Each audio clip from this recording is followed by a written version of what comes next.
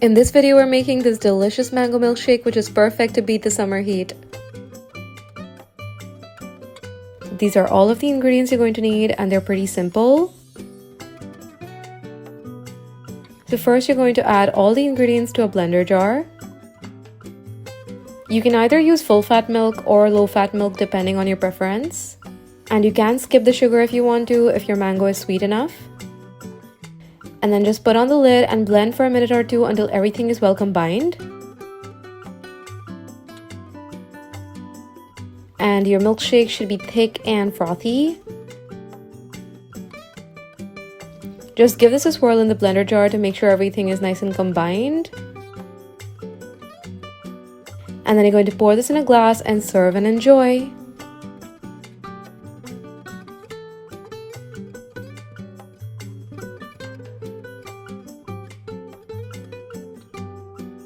I really hope you enjoyed this simple and easy recipe. I'll see you soon with new ones. Bye!